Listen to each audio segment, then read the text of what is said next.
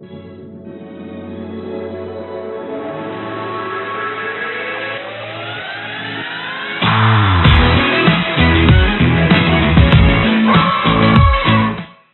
guys, we're going to go ahead and get started. We want to welcome everybody from the WebEx webinar, as well as everybody on Facebook who will be watching this event live. For any of you guys who are on the WebEx and would actually like to watch us as we sit here at the University of Utah and discuss, you can go to our Facebook page, go to Fluid, the Facebook page, and then you'll see the live link right there, and you can launch it right from that. Should have audio as well.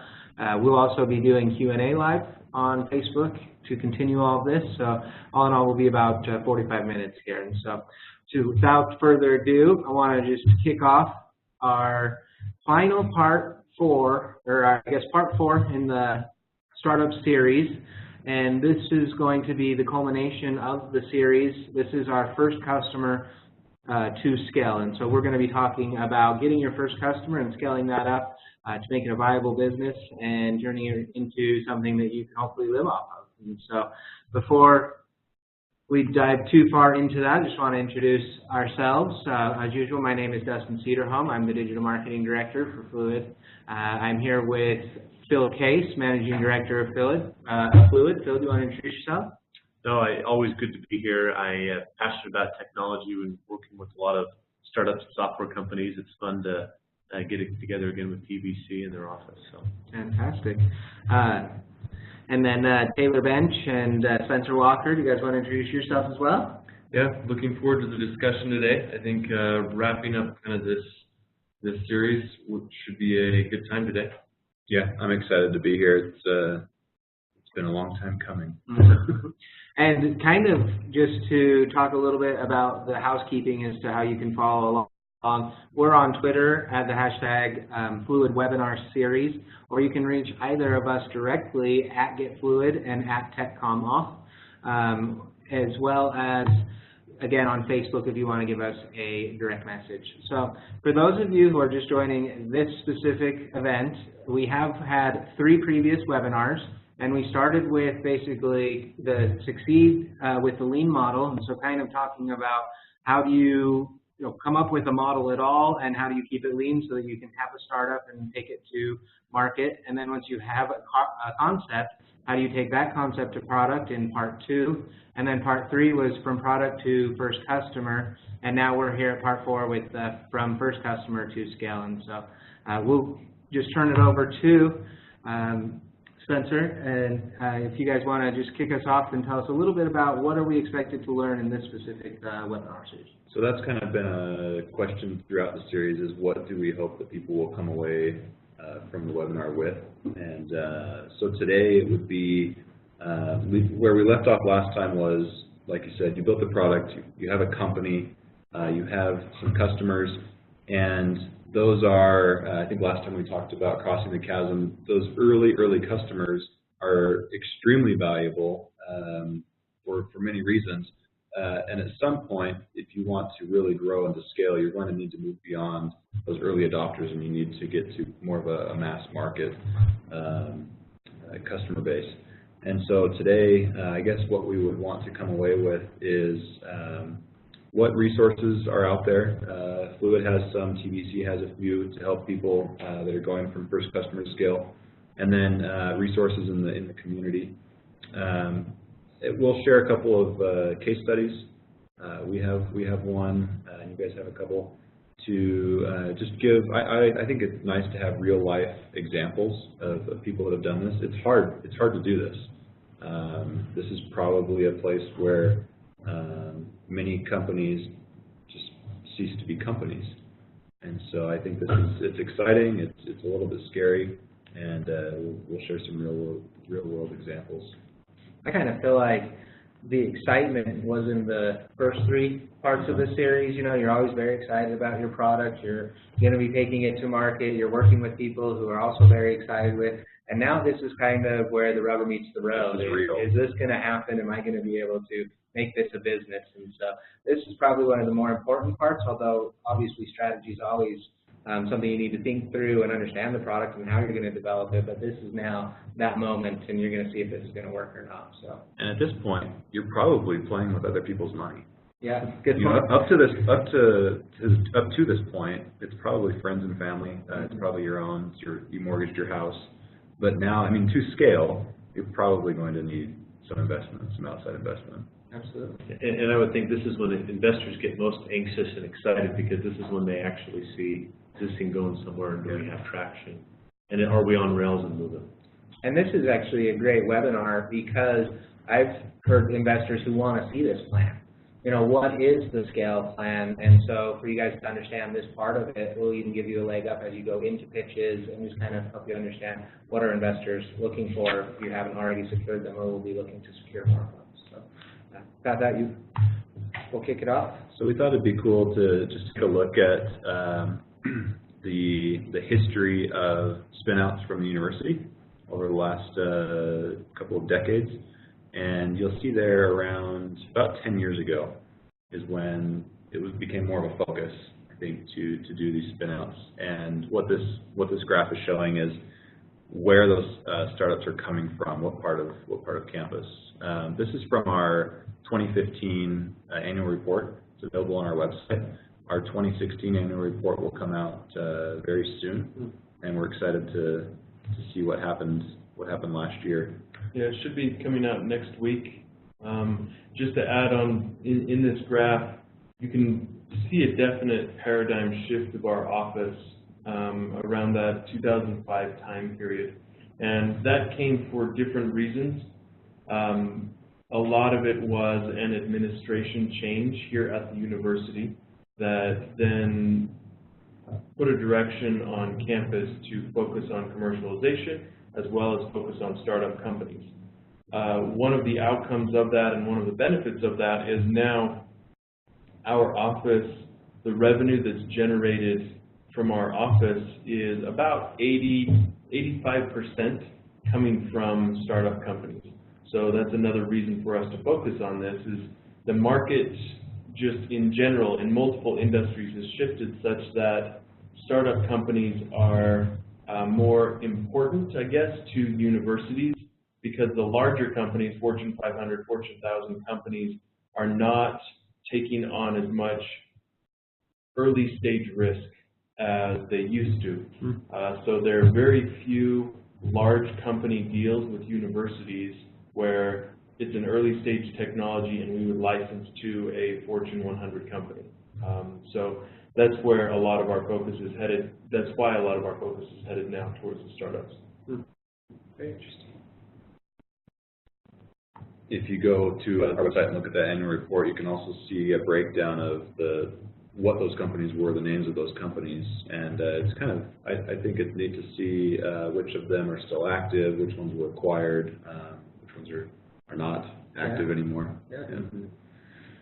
So throughout the series, we've kind of talked about, it may have appeared that creating a startup is this linear process where you just go through the motions, step 1, step 2, step 3, and you'll just have this kind of if-then statement. If I do this, then this will just work out. And in a lot of cases, that's true. I mean, there are steps that you need to go through. I mean, there are things that need to get done, boxes that need to get checked to move from an idea to a product to customers. And that's kind of what we show through this flow here. And we'll focus today on those last 3, really. I mean, it's management, funding, and scaling. But what we find, if you go to the next slide, is, and we created this graphic, those elements are there, but knowing when and where to go to which one is a maze. Yeah. It really is a maze. You may end up going back to the same place several times as well. We find that it's not as linear as the previous slide. It's more iterative and cyclical, repetitive. I mean, you may be bouncing between problem and solution multiple times before you get to the point where we're going to talk about today, the funding, scaling, et cetera. And in many cases, you might just hit a roadblock or something that is just, I mean, it stops you in your tracks. I just have to say how many times that word has come up across the series, iterative. You know, everybody thinks that they're going to rush into this and they have the perfect idea the first time, but how many companies have we looked at that have changed their model completely and become solvent in doing so, but when it first began, maybe it wasn't. And so I even think the link that you were mentioning where you can actually go see the companies and how they've done, you know, we learn from our history, and so many times we don't actually pay attention to it. And so that's a huge resource, at least from what I'm thinking. If I would be going and seeing common companies and maybe learning about some of the iterations they had to go through or how they went through this and where they ultimately ended up. And so I think looking back is always a great idea, and iterating, again, the way to get to the right answer. We have an analyst right now employed at TBC who's doing some outreach to startups from the university, and he's been interviewing them and asking them these basic questions. You know, what's working well? What are some of the roadblocks that you're running into? And just today, you know, he stopped in and asked me. He said, you know, they've identified a problem. They need to network more with software developers. They need help with that. And so that, you know, is an opportunity for us to kind of not re-engage, but to be involved again. You know, they've moved on from the university, but there's opportunities for us to be involved. Yeah, that's good. One thing I would throw out to the listeners right now, I would love to hear if you have questions that you would like to have asked to startup companies. I mean, we at the university have a portfolio of 150 or so companies that have started over the last 10 years. And I'd love to add to our question bank of the questions that we ask our startups to learn more about this. So if you have some specific questions that you think would be interesting, I'd love to potentially be doing another webinar about our findings and answering some of these questions. Okay. You know, we will have a resource section at the end of this as well. We could probably share some type of a link or something where they could go and put in their own questions, and we could collect them that way and then get responses. So look for that as we get that webinar and send the link back out to all of us of you out there. So, you know, when you get to the point of scale, there's a couple of ways to exit your company, and sometimes you don't ever exit your company. It's a cash cow, and why exit that? But acquisitions are a popular way for someone to exit their company, and we've had a couple in the last year or so, and we thought that it'd be interesting today for our case study to look at a company that came out of the university, got to scale, and was acquired. It's called Avansci Bio. And just to give some landscape around that acquisition model. So all of those startups that you saw on the graph at the beginning, what we're finding is it's typically taking about 5 to 7 years for one of these startup companies to get to the point where they are primed and ready to be acquired. There's a lot of work to get to that point to create a valuable asset in the company such that others would say, you know what, that's at a point where we would like to purchase that. So it's a fairly long road, especially if it's kind of outside of that software realm. The software realm is a little bit different in that it can happen a little bit more quickly, but most of the companies we're seeing exit have been around for 5 to 7 years. That's great information. And not to put you guys on the spot, but just a question, of all the people you do see coming in, is it normally that they plan to have an exit strategy, or do they normally come in thinking this is going to be the business they build and hand off to their children? What is the breakdown? Is it 50-50, 90-10? Do you guys have any idea? Maybe I'm putting you on the spot too much there. Probably it varies. You know, we interact with repeat inventors. Okay. So this is not the first time that they've worked with us. We work with people who have never heard of, they've never heard of TBC even to begin with. So that's, I think, a fun part of our job is educating on what we've talked about just in this series, the lean model. And for many of them, it's that first part of idea to concept and concept to product.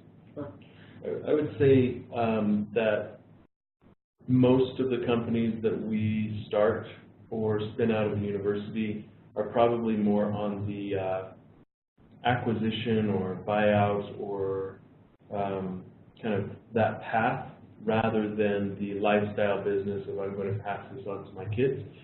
I would say that's just because of the type of technologies that come out of the university.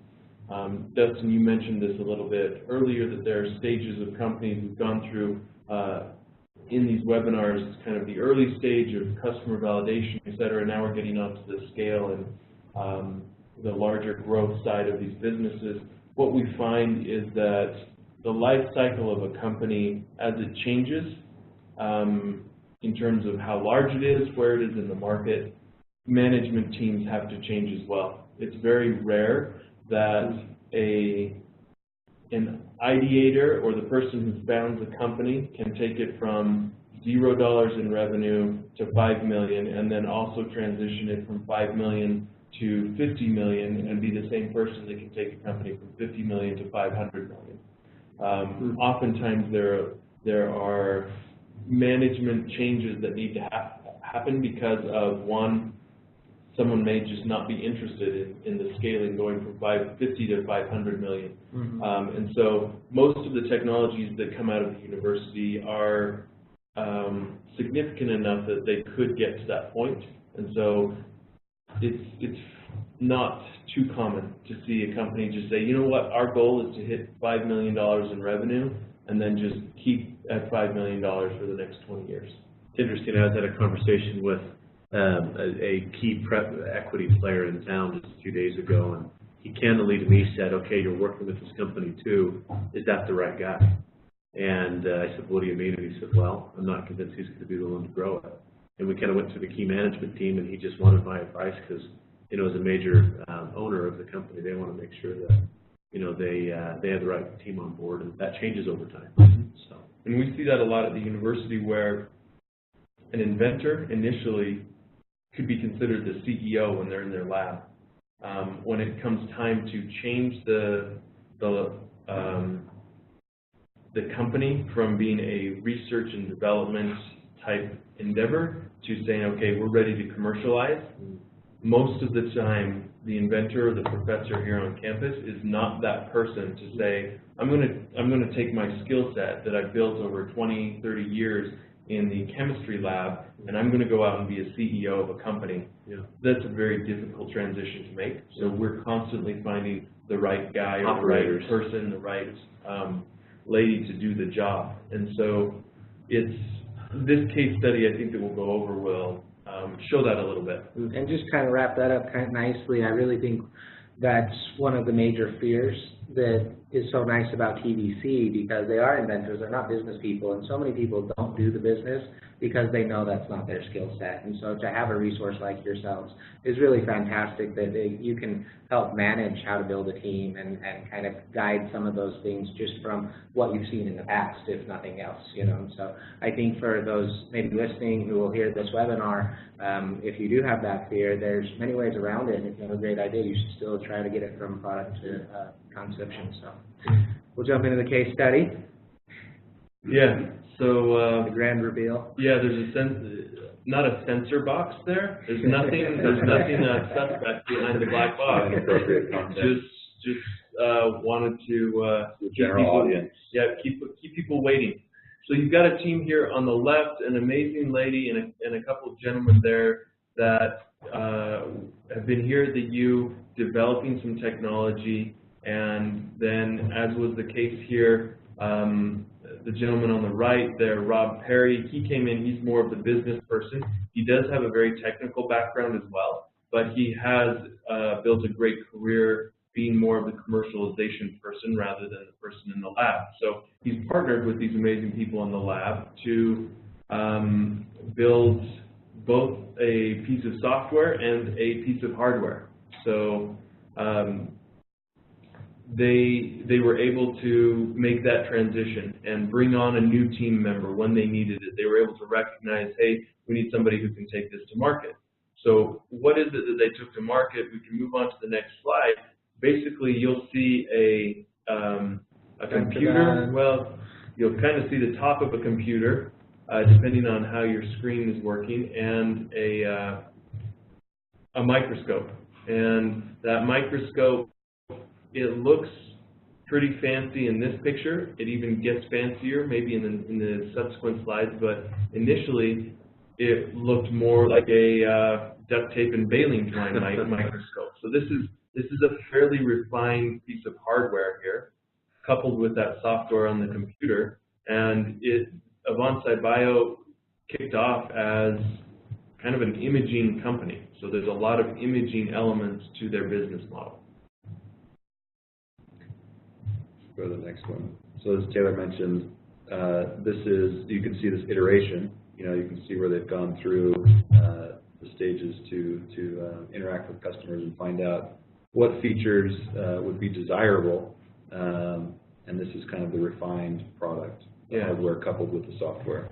Okay. So that microscope on the left is the next iteration. I mean, I watched. So the red was the iteration prior, and now this is final version. Okay. Yeah. And there were multiple iterations before that. But basically what's going on is that microscope is able to, their movable parts, both the base and the kind of the body of it going up, it will move around and image what he's seen on the computer. And not only that, it will allow the scientists to get different information than just the picture. It runs a lot of algorithms to be able to kind of trace margins, etc., and show different elements of what the microscope typically sees, but now it's enhanced with the software. So this particular technology went through multiple iterations of software. We brought it into the TVC, into the Software Development Center, had some of the amazing developers that we have, PhD level developers, flex their brain on it and help Rob and the team really make sure that they were hitting what the customers wanted and saying, okay, yes, this is the value. I mean, if we can show this type of imagery to the people using the microscope, there's a huge value there. So they went through the first 3 stages that we went into the webinars to get to this point. That's actually really cool. So here's another shot of kind of the process that they go through in processing images. And as was mentioned previously, if acquisition is the end goal, oftentimes the acquirer, they're not saying you need to get to this crazy level of sales. It's just prove it to a certain point. They have all of the channels already built out. They just need to know, does it fit into our channels? Have you demonstrated that you can sell it? They're comfortable taking it from that point forward. They just want to see that it's proven. So an example of that is Avansci. They took that red microscope, the kind of prototype. I mean, they were building them one-off, and they started selling those. I mean, they were milling the aluminum themselves. They were figuring it all out, putting it all together, and they started selling those units coupled with the software. And that's what Spencer's talking about. They showed that traction with an initial few customers. And granted, it's a fairly expensive system, so they were generating some decent revenue on that kind of one-off basis, but a lot of work to get to that point. Going to conferences, showing things off, and then Avansci, as it grew, they started talking with that strategic partner. And so that's what we're waiting for now, is who is that partner? Basically, they were acquired and brought into a larger company. And much larger. Yeah, much larger company, and now they are currently a division within that company. And so that's one of those stories where they took it over several years of development, prototyping, customer validation, to the point where they were then able to say, okay, we can now scale it. One point that I wanted to make on this slide is there was an interesting book that I read quite a few years ago called Blueprint to a Billion. And it talks about billion-dollar companies that have grown to be that large and what it took for them to do that. One of the points that it draws out is these companies needed a quote-unquote big brother in the market to be able to kind of shield them, to be able to work with them or partner with them at some point in their life cycle to say, okay, we're almost as if you're, I'm not a cycler, but cutting the wind or drafting off of someone. Also, kind of in the racing industry, you want to be able to ride right behind that leader so that you're not having to cut through the wind. And that's a similar situation here where Bonsai was working within an industry and knew exactly how to take advantage of that. When do you know, from the time that Rob came in, how long to acquisition? I would probably say 3 to 4 years, probably closer to 4, if I'm remembering right. But it was somewhere in there. It wasn't like he comes in and 6 months later. I mean, he did a lot of, that team did a lot of work together. And that was one question I was going to ask, is what is the usual time from a company to say, from ideation to first customer, proof of concept, but then when do they usually really start to scale or look for an acquisition or kind of that greener pasture? Because I think sometimes if I have a great idea and 6 months later I'm selling it, that's never how it goes. It's often years and years. But I'm curious what you see kind of an average, for those companies that do succeed, that when they do hit out of the park, those teams, it sounds like have been through years of diligence. Yeah, so on the university side, up until the last few years, the average for one of our startups to start generating revenue was somewhere between 7 and 9 years. Wow. From the time that they told us they had this and disclosed it to our office to generating their first dollar of revenue. Wow. I think that's a bit atypical. I mean, that's university work where grant cycles come into play, et cetera.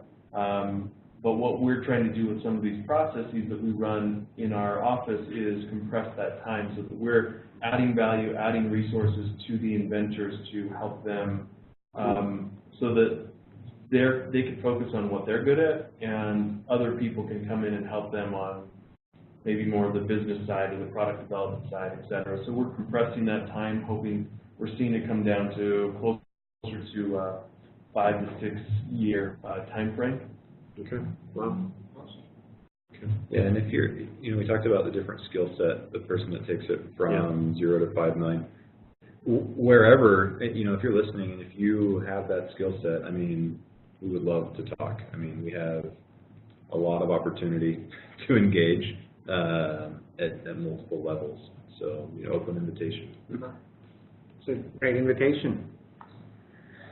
Just to transition quickly, we want to talk a little bit about some of those skill sets and maybe what it looks like from an organizational standpoint from, Fluid's perspective, which obviously is the marketing side of things, but we feel that we focus well in the bridging of sales to marketing, and even really just kind of building a business around great business values and sales best practices as well as marketing best practices. And so Bill and I will just jump in quickly and talk a little bit about how to take that first customer to scale.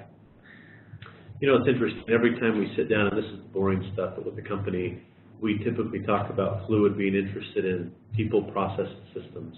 And it's particularly sales and marketing. If you haven't figured out how to do that, you're never going to be able to scale and grow revenue. And even tomorrow I'm meeting with a startup, I won't say who, but even talking with them, as we started to go through some of the fundamentals, what they wanted was the shiny new toy. By the time we finished with them, it was, I guess we have work to do. We're not going to get anywhere from scaling if we don't hit these fundamental processes. And so as we looked at the technology investment they needed to make, and even communication between teams and what needs to happen on sales, we're not, so to speak, sales consultants, but because it's so directly connected with what we do in marketing, we want to make sure, there's another client we had as an example, we were able to dramatically increase the number of requests and even upwards of $250,000 in net new type of business coming through monthly, only to find out the sales team wasn't following up. They weren't doing anything. These are people that are saying, we want to buy this product, give us an invoice, let's go, and the sales team was just slow. And there were some broken processes there, and the systems were letting people fall out. So that is key. That's one of the first things, even a conversation I had yesterday with the CEO of a startup, rapidly growing technology company. He's talking about going to more enterprise-type customers. And his comment to me was, I'm not sure if we're ready for you yet. And probing further, he said, right now I'm struggling to get people on our customer fulfillment service side, but especially enterprise salespeople. We know how to talk to SMB. We don't know how to talk to enterprise. So he said, yes, we'd like to scale, but until I get the right people in place and then, make sure our systems and processes are correct for enterprise, this is a kind of a moot conversation. So it's interesting to get that feedback from some of the executives of these technology startup companies. So I think that's number one, is in order to grow and scale revenue, you've got to make sure that you've addressed each of those key / some seemingly boring points, but they're really essential for growth. I think they're so essential, and for me, I guess I'm an addict of Shark Tank, for those of you who watch Shark Tank, but so many times you actually watch them say, like, this is a great product, but I don't like you. And when the person's like, well, I want to be involved, you can see that they're not allowed to, or not able to disconnect themselves from what they have and actually make the deal. And even on the flip side, oftentimes they say, you're a great salesman, you're a great person, I want you, but I don't really even want the product. And so I think these three things really show at that startup phase how important they are, and you're listening to experts, as Phil was just mentioning, really being able to analyze this correctly at this time, because it really is going to be that thing that, back to the rubber meets the road, it's now to have these things done correctly, or else when you move forward, it's not going to go real well. Yeah. So question on that, you talked about the right people, and you gave an example also of talking with an investor that said, I don't know if this is the right person leading the company. Have you had an experience of watching that change? So a CEO understanding they're not the right person and saying, you know what, I'm going to step aside and let someone else take over. And how did that go? When the CEO is self-conscious and recognizes it, it goes really well. When it's the investor tapping them and suggesting you need to step down, it's not that it doesn't go well, but it's a little bit more tricky how you still have that, institutional knowledge, potentially keep them on board. They can still be kind of the core passion of the company while letting somebody kind of take the driver's seat. So your question, there's a company we work with regularly that's in this technology software space, and this individual has been leading the company for 5 years now, and he was just a few months ago that in one of our management meetings, he told me and his management team, I realize I'm not the CEO, even though I am, and I'm not going to be the one to make this grow. What I want to go do is just go sell the product. That doesn't build the company. So he went out, found a successor, hired him on, gave him some equity, and this individual is now the CEO. He's the president, and he's happy as a clam, because he can do what he's good at and focus on, and what he considers the financials and all the rest of that, he doesn't have to focus on a day-to-day. So, but it is a tough one. What do you think it was that triggered that CEO to understand that they weren't the right person? I think his team had mentioned some things to him. I don't think it was as directly, but some concerns just about growth. So I think his management team was aware. I think he just, after years of seeing his company just kind of succeed, but kind of up and down. I think he just had enough self-recognition to look inwardly. So, but I think it's a little bit more of a rare breed. So. I think so. Some ego in there. So just looking at the first customer, we wanted to talk a little about how you got that first customer to begin with. And so some of the things that I really think about, me being from the marketing side of things, is just what is that experience, and whether that's an on-site product, are they coming to buy? And it doesn't necessarily, that doesn't mean e-commerce per se, but just are they coming to your website to learn about you, to get that trust factor, especially when you're so new. And so what is that experience like? And even if you are a startup, I think you can do that experience very well in being forthcoming at what stage you're at in this entire process. I think if you try to have a website that is more than what you are already, there might be a little bit of disconnect in that communication, and vice versa. If it's just not up to par, you might not get the trust that people will move forward to either make a purchase or even make that phone call to get more information. Second off is just customer service. In your example, it was the CEO actually going off to sell the product and kind of knowledgeable about that, probably passionate about that, and having that right group being able to deliver that. But on the back end, who are the people doing the day-to-day? And so if he doesn't want to do the numbers or the shipping or any of that stuff, who are the people doing that, and how can you make that a really great experience? I think of Kickstarters all the time when I think about this stuff. With the Kickstarter model, you actually give somebody your money, and there's no promise of any product for 3, 6, 9, even a year down the road, you know, so you're just kind of giving away money and hoping down the road. But the thing that they really say about the successful Kickstarters is how well they communicate during that period where you're not getting your product. They're sending out updates about, you know, what is the latest iteration, what did we try here, did we get investment money, and so they're keeping people in the loop even though they're still not getting the product. And I think that's part of the customer service that really is in that first customer and is built in from the very beginning as you think of scaling. I think that goes to something that you both said in a previous webinar. It's the Simon Sinek Start With Why, where he says people don't buy what you do, they buy why you do it. So it's not necessarily as important what you're getting in a Kickstarter campaign. It's why did you back them, and it's because you wanted to be engaged with them. So that was something interesting that you drew out in some of the earlier webinars. Sure, absolutely. I think that's, you know, we talked about that being your business. You know, what is the passion of the business, not what is the product, and that's what will help you succeed. And that's kind of similar to the product and the service experience. Is the product really what it is? And, you know, Avansci, it's this incredible product, and they're delivering it to these doctors who are really going to be able to make a difference with that.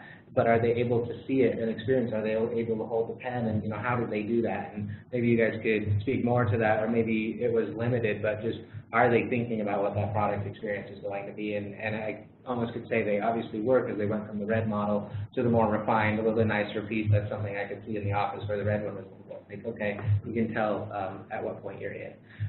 Second is you go from first customer and you start to scale, cross-selling, upselling, and even partnerships.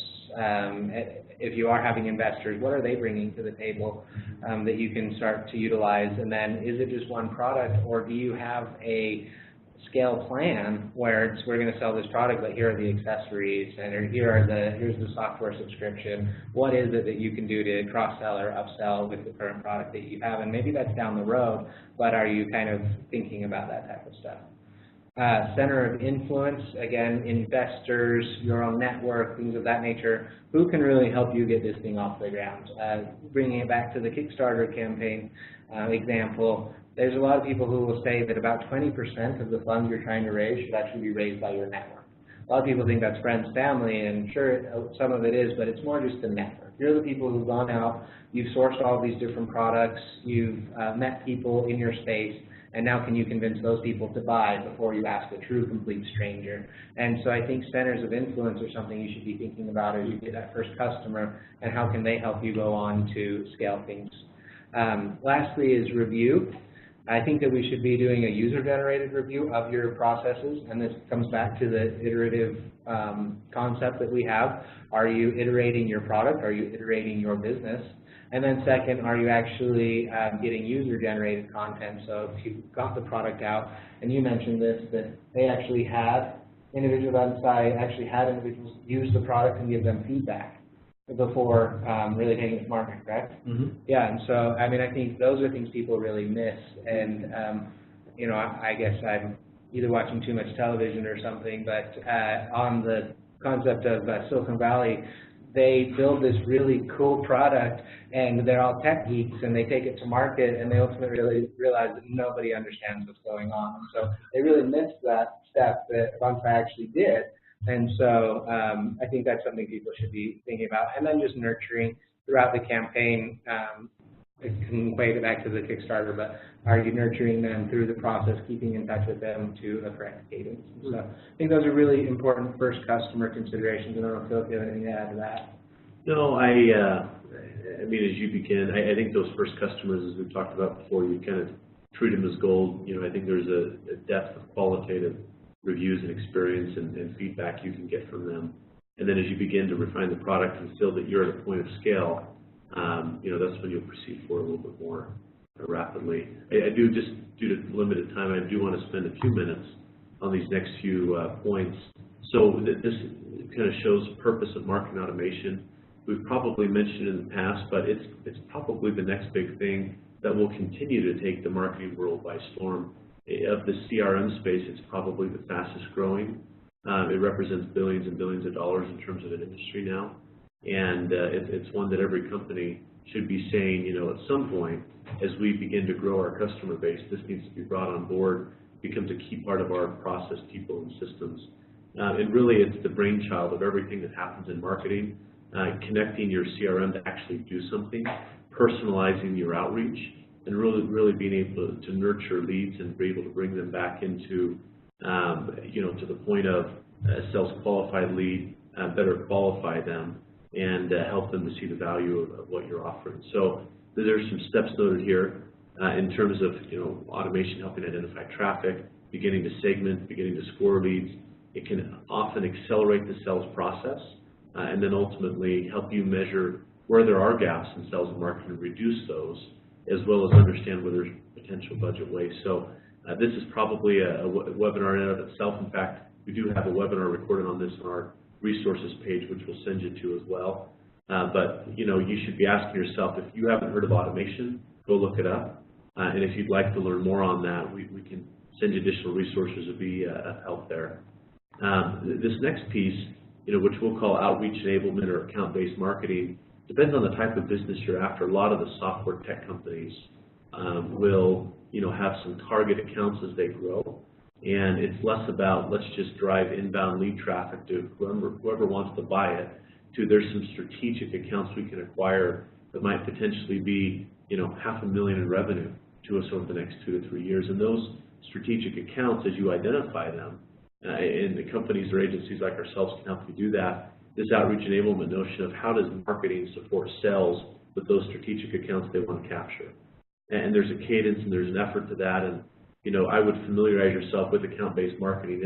It's really the new focus in B2B right now, and you're not going one-to-many and focusing on lead quantity. It's focused on lead quality and much bigger fish to fry. So that's an area that we continue to spend a lot of time in. Most of our conversations with every tech company we engage with, it usually has first set of customers and they're coming to us to scale. And usually that's one of the first things we'll talk about, is this notion of outreach enablement or account-based marketing, helping them sell up, in terms of the type of clientele and size they want to go after. So I think that's a key piece. So just kind of coming into remembering your funnel, this is something that we walk into companies, whether they're startups or mid-size, and often they may not know what their funnel is. They have loosely based criteria that they're kind of passing around. Their sales guys call it something, their marketing group calls it something else. But at this stage, I really think it's important to remember the funnel.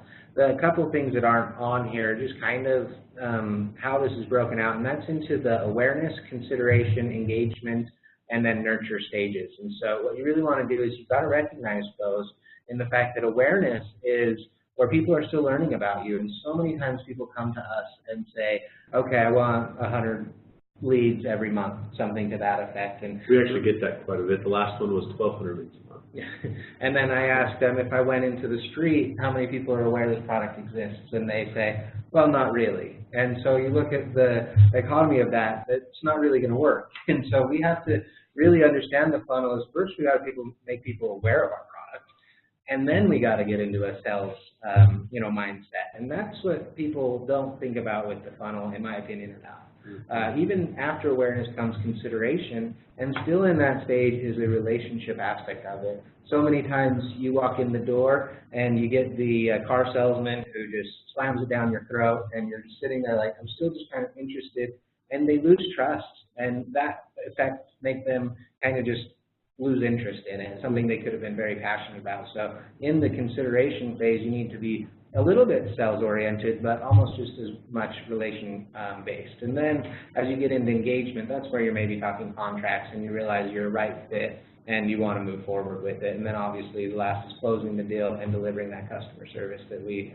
talked about. So I think there's a lot in this slide. We won't go over it all, but those are some of the big things. And with startups, it's all about awareness. So find a way to get yourself in the market before praying for a bunch of sales. This next notion is similar to how you'd refine software. You've got to refine your marketing approach. And so ABT is the acronym for always be testing. You'll find the best marketers are always testing, day in and day out, and they're learning constantly. Even the biggest companies in the world do this constantly. And this is really where you can go from spending $100,000 on marketing and getting a 2-time return value to a 5-time return value. If you want to get more bang for your buck in marketing, always be testing. Always be seeking to know how to improve conversion. And if you are talking to people who say this is the right way, in my opinion, that's a red flag. I think at Fluid we will always suggest our best practices, but then you'll often hear us say, we don't know the answer. People want us to tell them, what's the best subject line? I have no idea. I'll tell you, everybody out there right now, I don't know. But I'm willing to A/B test to find what the better subject line is, and that's really what we want to get to. But nobody knows these questions unless they're testing. One software company that does an excellent job at this, that is beginning to scale, and we're working with them, is VidAngel. If you ever watched the VidAngel video? Now, with that, not only do they A/B test their own videos and emails, but the Harmon Brothers, their adjacent agency that's created, Purple in terms of that marketing brand, in terms of the Squatty Potty, in terms of, some of the others, the Poopery they brought to market. What you don't understand is they don't just create a video, launch it, and they were wildly successful, millions of views. There was probably upwards of 70 or 80 different iterations of the video. I mean, they're putting out multiple videos all of the time, and it takes them months to get it right. And they're so scientific. It's the art, but then the science comes to it, and they're testing up the wazoo, and they finally get it right, and then it starts to scale and grow. But that just comes with taking a lot of time and being thoughtful, and I think that's one of the reasons they'll succeed. Do you know how do you know where to start testing? So do you have kind of your general, hey, you usually start testing around this type of feature or the benefits or some aspect of the product? Like, how do you know where to even start your first test? Do you test?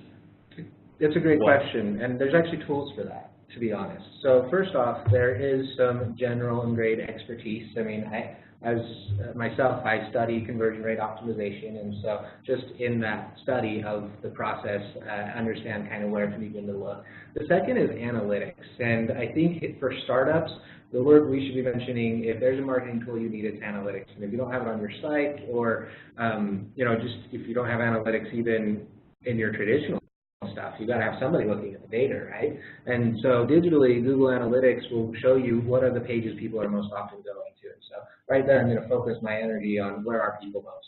And so let's try to get the biggest bang for our buck. There's obviously things that are in the top, mid, and low portions of the funnel, and if I really need to sell, I'm going to focus that in the low part of the funnel. So understanding some of those things are important. But even beyond that, some of the images we have, the one on the right is actually heat mapping software, and what that does is your mouse becomes kind of like a magnifying glass, and it burns the screen depending on where it's sitting. The one on the left is actually eye tracking. That's very much more sophisticated and much more expensive, but it'll actually watch people's eyes. And so you'll put these programs on, and then you'll collect that data, and then you'll use those programs to actually come up with the test ideas, and then you come up with a hypothesis from that. So again, letting data make decisions for you rather than me coming in saying, well, I've studied this, this is the answer. I'm going to put something on your site, and it's going to tell me where to look. Big Brother's always watching. Yes. I love this screen and this notion we developed a few years ago that your maturity as a company in marketing will grow over time. You'll go from no marketing expertise, no marketing personnel, no process, because you're just building a product, right? You've got to nail that first, to having a full-on team, to Domo that has 70-plus people in the marketing team. And it's interesting for us. We like to work with organizations that are somewhere in that kind of foundational to enhance phase where they might have their first website, they might have their first logo, some of their first messaging. They're saying, we got work to do, and here's some priorities, and we'll typically find in this maturation scale that this might take us 2 to 3 years to work with the company on. And we're fine to be patient. We'd rather do 2 things really well at a given moment and begin to operationalize it and move to the next. And so let's do a few things well, and you might be a year out from being able to implement automation. That's fine. Let's do those things that will generate the most value for the organization, and maybe that will turn into revenue. But we have found there's a natural correlation between, as we get more sophisticated with our marketing, and really dial in the channels that are working and understand where we're getting attributable conversions from and real revenue opportunities for the sales team, to that actually having a higher return on investment. So the companies that are the most mature in marketing should be able to attribute and know exactly that I invest $1 and I get $6 back. And that's where we ultimately try to get to with our client. We're going to actually talk about that right now. Return on ad spend is another thing that the startup really needs to be highly aware of. And return on ad spend is a really neat concept in the fact that so many times we go to companies and they give us a marketing budget. And if you really think about that, that's a really poor way to spend your money, right? I mean, if you're spending $1 and getting $10 back, but you're only willing to spend $10, you're going to make $100. Why wouldn't you just keep spending that money and just make it until at some point you will see a diminishing return and that 10 will actually start going back to 9, but you will have scaled up to maybe $10,000 in spend because you were getting it back. And so in a way you're kind of shooting yourself in the foot by setting a budget number. And so a better way to look at it is what is my return on ad spend and where do I need it to be? So if I have all my overhead costs, I have my building, I have everything else, with a startup that can be pretty lean. And we talked about making it lean. But as you get into this, you know that in order for me to pay my bills and actually have revenue, I need my marketing to make me $10.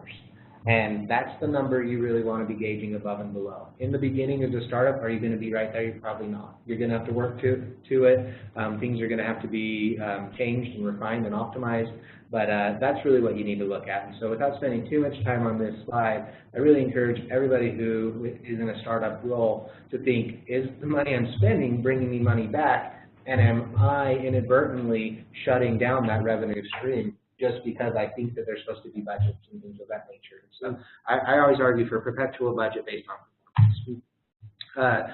Second of all, just so knowing this is startup and this is your first sell, how do you get that first sell? If we're talking about first sell to scale, in between the first sell and being scaled, you need to make some money, and you probably don't have a ton of money to begin with. And so we're showing you a slide here of some ways that you can actually do performance-based marketing, and some of these programs are based off of other people driving traffic to your site or sending you a referral. Obviously they get something for that, but they also don't get paid unless they perform. And so it's a great way for a startup to try to get some performance without having to drop a lot of money before they get any results. And so below are just 4 examples of those: affiliate marketing, programmatic advertising, influencers, and referral programs, all examples of performance-based marketing that would be great for a startup.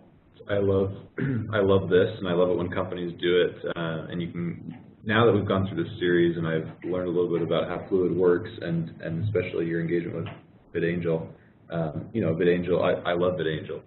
And recently they sent me, how do you like us? Will you rate us? And I've gone on and done that.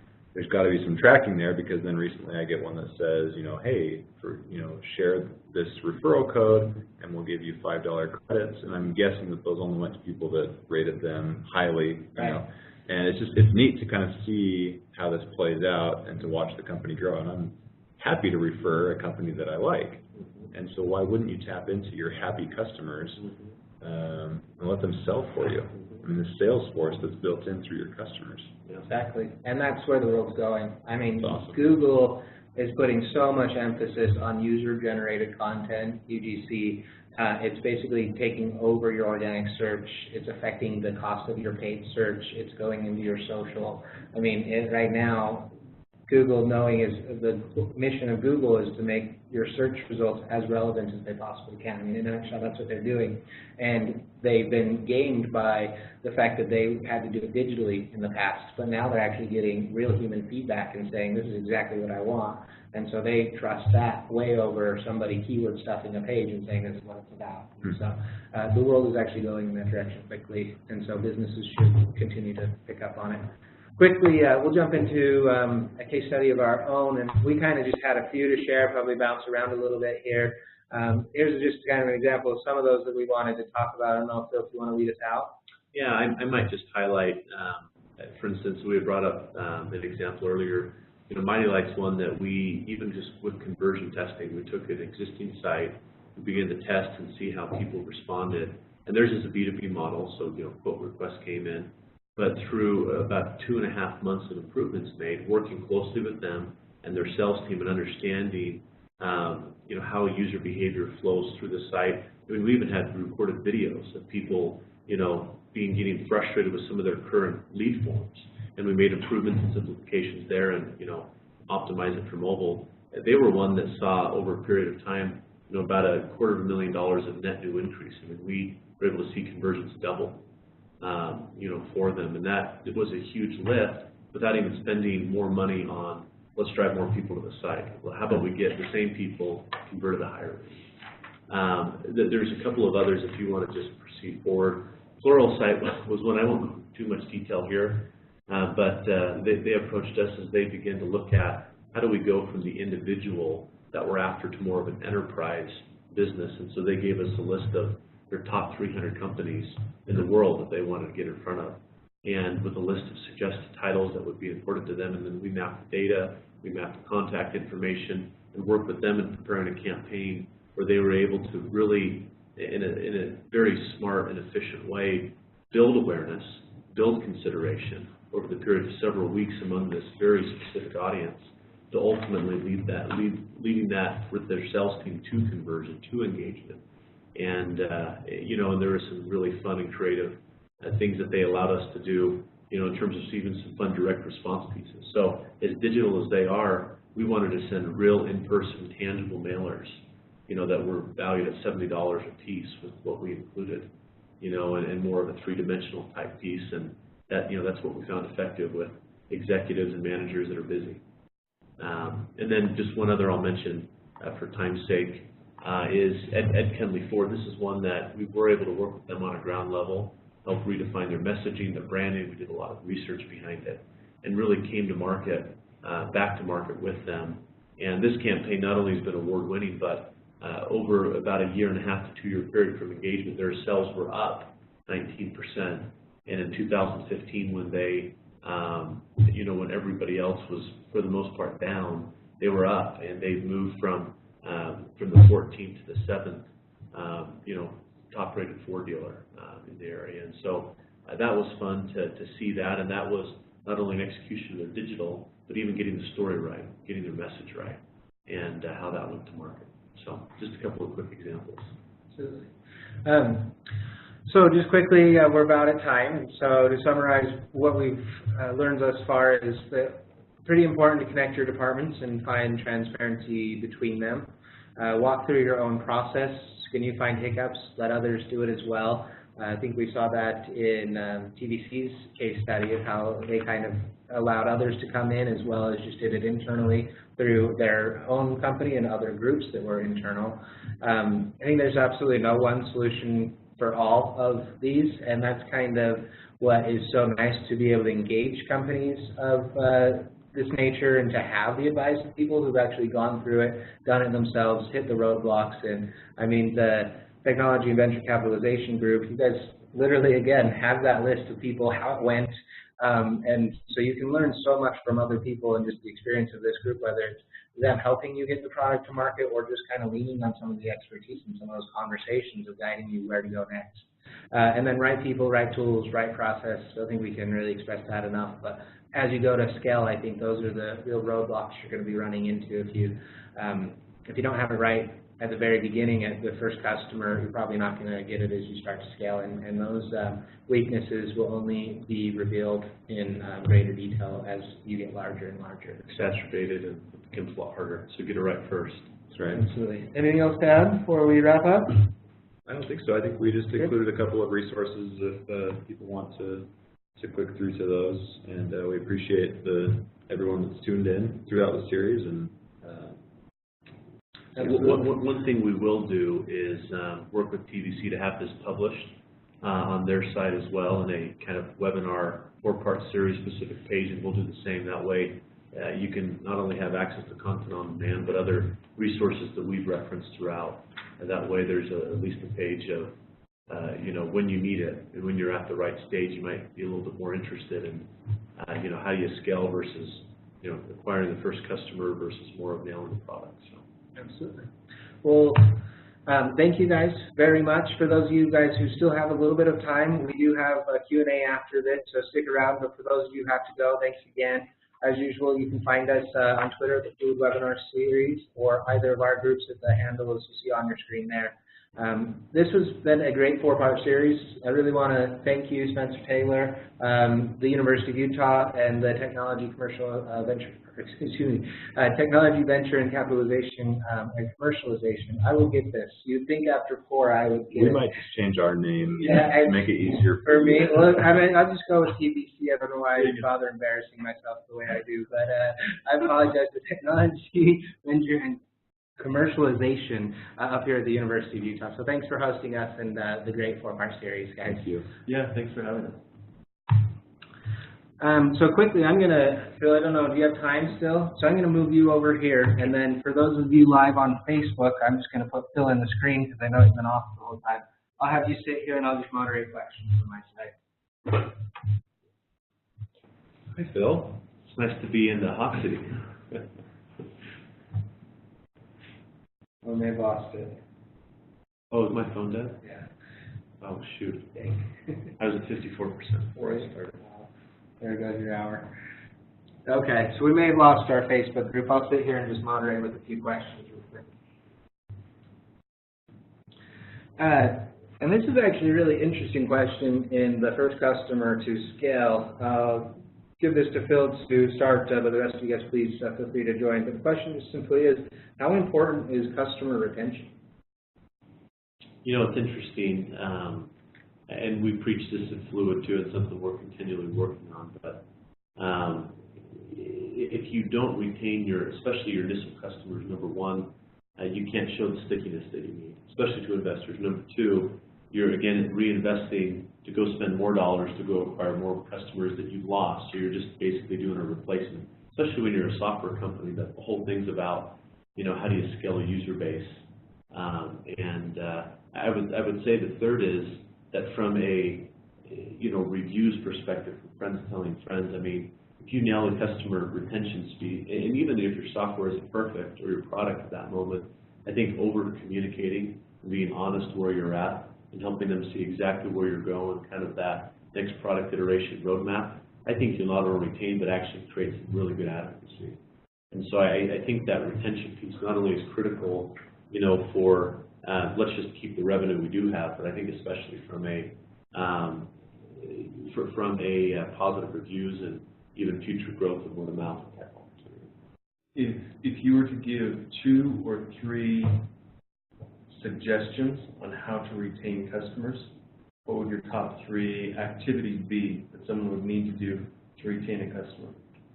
I mean, number one always has to be delivering on what you told them you could do at that moment. So don't oversell. Make sure that you at least meet or potentially exceed expectations. I think number 2 would be communicate. You know, and that might be personally, you know, with a phone call and a customer service individual, or even if you're small enough, a CEO, you know, just getting some really direct feedback. And, number 3, I would think that when they, especially if you're a SaaS company, if you're billing them monthly or annually, and they see that zing on their credit card, if no one can answer what it is that, you know, the value you're providing, I think you always have to not only showing the value they were initially sold on, but most of the time we expect in our world that there's always going to be upgrades. We anticipate that we're going to directly benefit from that. So I just think that constant innovation and pushing the product forward to those next and later stages is almost expected now. And I think that helps from a customer retention standpoint, because they feel like this isn't just old antiquated technology I was sold 3 years ago, but they keep coming out with new things and I like it, and it's a better user interface. You know, as much as we all hate Apple for coming out with new devices every year that we got to go spend money on, you know, the operating system I don't have to spend more money on, and you know, even iOS 10 or the new Apple Watch interface I appreciate, even though I'm spending money on the actual physical product. It's nice to see innovation and feel like, wow, that's nice, and it makes you a little bit relaxed as a user, and you want to stay around. Cool. Fantastic. I think this next question I'll give to TBC Group. How much scaling do I need to plan for? When has my business reached it?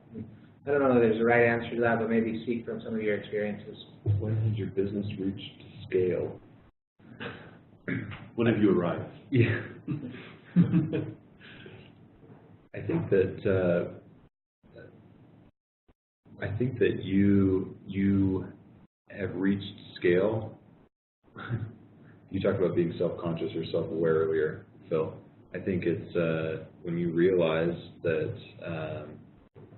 you need to hire more, you need to, I don't know, you need to be doing more than you're doing now. I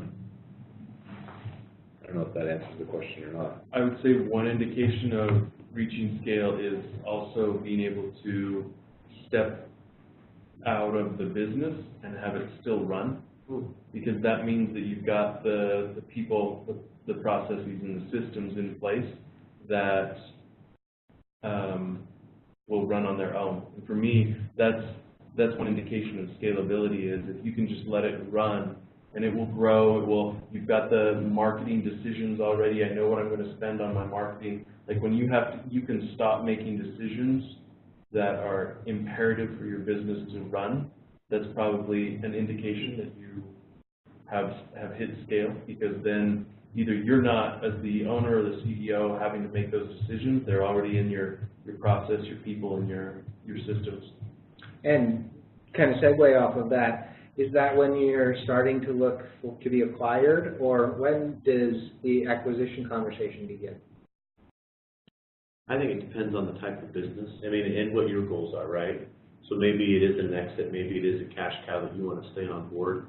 So it might just be, when can I get an investment that I'm not per se selling off, but at least wanting some equity, take some chips off the table. I think from a acquisition perspective, there's some companies, for instance, this morning I was talking to Sorensen Capital, a company up in Idaho that was doing $1 million in EBITDA, and they just sold for $55 million. Was what the owners made, and that was interesting because it was a strategic acquisition, and their technology was good enough that somebody much larger needed to suck them up quickly. And I think you see a lot of that in the Bay Area, where you'll have to spin off from companies that their path forward is to say, in 3 years I'm selling this to Google and I know what I'm going to make. And that sometimes is a business model, maybe not the right one every time, but I think it depends on the industry, it depends on who you see that acquisition path forward, which might just naturally fit, but it really depends on your business, I would say. I would say that acquisition question, you should start thinking about it when you or others start feeling the feeling of missing out. So when the acquisitionors, the buyers, start seeing so much value in your company, in your assets, in your resources, whatever it is, it doesn't have to be revenue, obviously. But if they can see that and say, oh, if I don't get that now, I'm going to be left behind, I think that's maybe where you can start saying that's kind of a goal if you're wanting to get acquired. That's a great answer. Moving on just to the whole group, what if we grow too fast? I think that's an important consideration. I mean, with companies, there's been some startups that I've approached that are kind of starting to get to that point. 6 months ago, I'm meeting with tomorrow. 6 months ago, we had a call with the CEO, and after about 30 minutes conversation, I said, you know what, why don't we just punt this conversation? Because, I mean, his discussions and frustrations were about scalability, and is my team ready, is the product ready, and I just can't keep up. And at that point, it's much better to first take care of your customers, retain them, do an excellent job with them, make sure your product's ready before you try to move forward too quickly. I wouldn't be over anxious. It's better to do it right than, have a sloppy reputation with a lot of people. Couple last questions. Can I stop marketing for new customers once my business has reached a certain size? Will customers stay? Well, did you mention that Domo has 70 people in their marketing department? I mean, why would you want to stop marketing? Even if you get to this viral, I think of Purple, like their ads are really neat, their videos are fantastic. I just don't ever see them stopping the marketing. I would turn the question around and say, what are you currently buying in your life that hasn't been marketed to you recently? I mean, what are you buying that isn't getting marketed to you? Are there products? And then there might be one or two that you just keep buying even though they don't market, but I can't think of any. Yeah. But for you guys, I mean, it shifts. The tactics change. I was going to say it's probably more about channel diversification and being able to look at new opportunities. So it's not we have to go spend more and more money on this digital or this particular channel, but it's more of the partnership. It's just distributor path. It's have we approached international, type opportunities. So I think it's probably more of a broader outlook. And I'll actually weigh in on that. I think it comes back to return on ad spend. You will actually see a diminishing return on that, and so that's more of a channel consideration because, if you do think about it, there are, for many companies and most companies, there is a finite consumer, right? And especially in the case study that you guys provided with Avansci, they probably can only sell so many of those until they've sold to everybody in a way, and then maybe they need to sell a updated version of it or something. But at some point, it is truly possible that everybody could have that system, and so I think those are the considerations of, are you marketing, and then are you being iterative again to sell something new or provide new value of a different kind. And I think that's what you see even with toothpaste. Crest hasn't changed a whole lot, but they come out with a different color or a different tube size, or they find clever ways. Fast food is probably one of the greatest examples of that. And they just literally cycle through the same things they've been doing for 20 years, and they just remember. No, McRib is not back. So, yeah, McRib is back. So I think some good answers to that. And the last question is actually for the TVC group. As far as scale, what is the role of TVC as far as a consumer coming to you? Do you guys help with that, or do you exit at that point? Like, do you guys get involved with their marketing or helping them scale? What is TVC's role in the first customer to scale? So we do, like you did with Pluralsight. We'll help help them put together the potential customer list and see if we can find contact information. But we're probably not in the scale phase. Not a lot. We do try and help them get over the barriers that they have in terms of budget versus what they need to do. So we've got a marketing team in-house that is very selectively choosing projects that they can help put a website together for or put some collateral together for. But that's just because the company's at a stage where they need something to get to the next stage. So they need some collateral so that they can look good for an investor.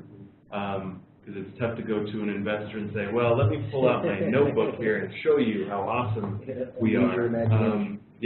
So we'll help as much as we can there, but that's one of the reasons that we've partnered with Fluid is we want to be able to hand the companies off to a good set of hands and a qualified set of hands to be able to say, look, you're kind of out of the nest, you need to go out on your own and start working with talented people that are vertical specific in their industry and they know how to market, they know how to put a campaign together, et cetera, because that's not our wheelhouse. So it's almost that stage of the CEO. We're in that same stage. We'll work with early stage, but then we want to push it out of the nest and say, here's some good resources. Fantastic. Well, guys, I think that's all the time that we have. Thank you once again. We will be posting this recording to all of those who registered. You'll receive an email with the recording. It'll also go up on Fluid sites, and we'll have a page on the TVC website as well for you guys to get these resources. So thanks again, and everybody have a great day.